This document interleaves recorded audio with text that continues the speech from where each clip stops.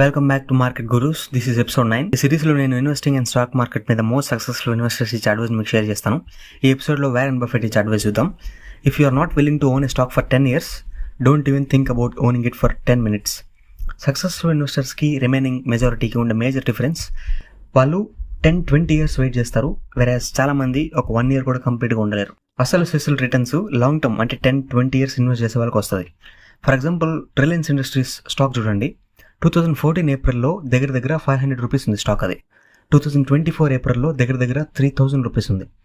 మీరు 2014లో ఒక్క share కొనుంటే 2500 rupees profit వచ్చిండేది. ఇప్పుడు అంటే మీరు అప్పుడు 50,000 ఇన్వెస్ట్ చేసి ఉంటే ఇప్పుడు అది 3 lakhs అయి ఉండేది. అంటే 2,50,000 రూపీస్ ప్రాఫిట్. మీరు అప్పుడు 1 lakh ఇన్వెస్ట్ చేసి ఉంటే ఇప్పుడు అది 6 lakhs అయి ఉండేది. అంటే 5 lakhs ప్రాఫిట్. ఇక్కడ మీరు ఒకటి గుర్తుపెట్టుకోవాలి, 5 lakhs ప్రాఫిట్ మీకు ఒక్క పని కూడా చేయకుండా వస్తుంది. మీరు కూర్చున్న నిద్రపోయినా కూడా వస్తుంది. కానీ 10 years వెయిట్ చేయాలి, అదే పని ఇక్కడ. కానీ 10 years ఇన్వెస్ట్ చేయాలి అంటే మంచి స్ట్రాంగ్ ఫండమెంటల్స్ ఉండే కంపెనీస్లోనే ఇన్వెస్ట్ చేయాలి. ఇండియాలో స్ట్రాంగ్ కంపెనీస్ అంటే మీకు తెలిసే ఉంటుంది.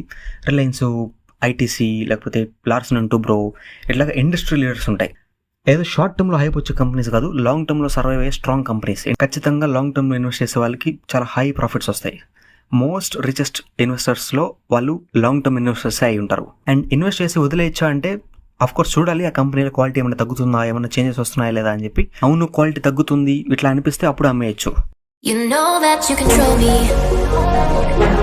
Guilty self-affliction. Prey on me when I'm lonely. But now you're a willing victim. My friends already told me, but I don't wanna listen.